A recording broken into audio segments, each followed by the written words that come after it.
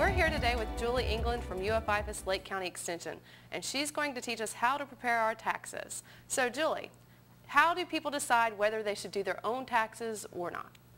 It basically depends on how good you are, how confident you are if you could do your own taxes, and also how complicated your taxes are. So if you have something simple and you feel competent and can do it, it's, save the money, do your own, because there's lots of tax software and things like that.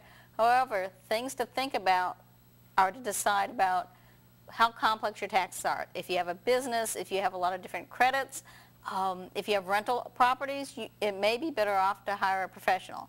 It just depends on your personal situation. There's no one perfect answer to that. So if you're a single gal or a single guy and you rent, it's probably best to do your own taxes, because more than likely they're probably pretty simple. They should be, yes, they're generally pretty simple. Okay. Now, what about choosing a tax preparer? Because I have had different tax preparers. I didn't ask up front, how much it was going to cost. And one time it's 25 bucks, one time it's 80 bucks. So, how should you go about doing that? Well, first of all, it is important to ask them up front how much it's going to be, and there may be some changes if you suddenly show up with your shoebox full of receipts and expect them to do all the work for them. So part of the thing is find out how much they're going to charge you in advance, and also be prepared, because time is money and you can't expect them to organize all your records. But also make sure that you choose somebody who's qualified and who has a somebody like a CPA or an enrolled agent, so somebody that's got some history. Okay, so you should ask them for their background history, yes, maybe, their exactly. certifications. Okay. Now, for people that don't want to go the route of a tax preparer and they want to do it themselves, should they do paper or electronic? I know everybody's going electronic, but I don't know. Is there a pro or con to either one? Well, the majority of people don't go to paper anymore, and you've noticed the IRS don't even mail out the tax forms anymore. Right, you got to go to the library. The library or the post office to pick them up. So if you're comfortable with doing that, if you've got something simple and you don't use the internet, just go get the paper forms, or even if they are a little bit more complex and if you're comfortable with it, paper's fine. However, depending on how complex it is, there's a lot of different things and you could easily miss things. But also the IRS has something called free file forms, and you can actually go online and use the forms. They're the same as the paper forms, but you type in the information and it will do some of the simple math for you. Okay, but that's different from like tax software. Exactly. Okay. Because you can also we'll talk about the software you can look at online. No, free file forms, they're simply the same as the paper forms, and you type in the information and print them out and mail them in. Okay, so how about tax software? Like, how should one go about choosing one? First of all, you need to make sure that there's one that's IRS approved, and the majority of them are. There's a number of different ones, and that are nice and are reliable generally, but they can have glitches. So some things to think of is you can also go online. The IRS has free file, which is for people who have income of under $58,000. That they can go online and use the free file, and that actually goes through software. That's one free way. Or if you aren't in that level, you can have to buy software. And there's a couple different ways to use software. You can either use it online. Some of the ones, it's nice if you've never done it before, you can go online and do your taxes. If you're unsure if you want to hire somebody, you can go online and do it from some of the major companies, and they don't charge you until you print it.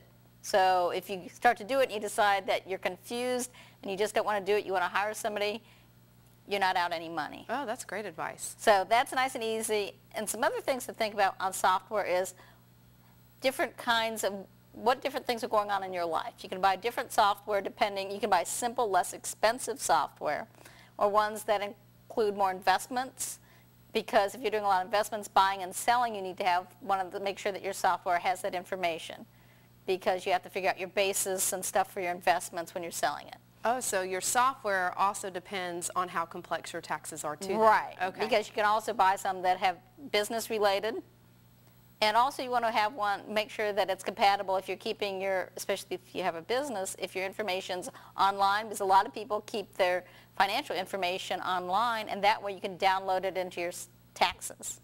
Makes it easier if you use that. Okay.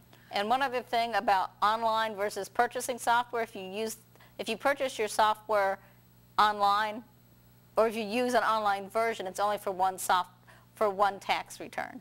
So for example, I do my mother's taxes as well as ours, so I always have to buy the software because that'll give you, I think it's up to, at least on the one that I use, up to 5 returns with one software purchase. Okay. Okay, so another tax question for you. What are some, what are some things that people could deduct on their taxes but they overlook it or they don't even know that it exists? Well, let's see. There's a new one this year, a reasonably new education credit. And you can use it for if you have to pay for it, if you're paying education for your children, but also if you're taking some classes to improve your job skills. So you can deduct at least part of that with an education credit. If you bought a new air conditioning system this year or replaced some windows of exterior doors, you can get credit for part of that. Something that a lot of people overlook is it's called the Earned Income Tax Credit, or short, it's called EITC. And that's for people who make less than like $48,000, I think it's $600. I don't remember the exact figure, but and if you have qualifying children, you can get a nice tax credit. And the difference between a credit and a deduction is a credit, that amount directly comes off your taxes. So if you owe $500 and you do something with a $500 credit, you have to pay no taxes. Oh, nice. So earned income tax, sometimes people overlook. You get a credit for your part of your child care costs. That's deductible. If you bought a home this year, if it's your first home, you can get a first-time home buyer's credit. And also, there's the Making Work Pay credit. Which what's that? I've never even heard of that. You actually potentially got it last year too. It was $400. You get $400 if you're single, and $800 for a couple. But it's kind of also if you get to a certain income level, it phases out. And something else in Florida, especially since we don't have state income tax, you can deduct your sales tax. That there's a standard form in the software that I use. It estimates it for you, or you can keep track of it. Oh, wow. So it's every extra little dollar helps. Yes, it does. Okay, well, I've got another question for you. What if you file your taxes and you owe the IRS more than what you had thought and you can't pay your entire bill? What should you do in that case? Well, definitely not put your head in the sand and think that if you ignore it, it will go away. It's really important, no matter whether you owe or not, that you make sure that you file on time. And this year, the deadline's April 18th instead of the 15th. So even if you owe more than you can pay, you need to go ahead and file, or at least file an extension. However, if you file an extension and you owe money, they're going to start adding penalties on. So you make sure that you file on time if you owe money, and you can call the IRS or online. They now have an installment plan if it's under $25,000 that you owe in taxes. So don't ignore it. Address it promptly and contact the IRS and tell them, and then work out a payment plan with them. Okay. And when's that date again, Julie? April the 18th. Okay. Well, thank you, Julie, for being here today and helping us through this tax season.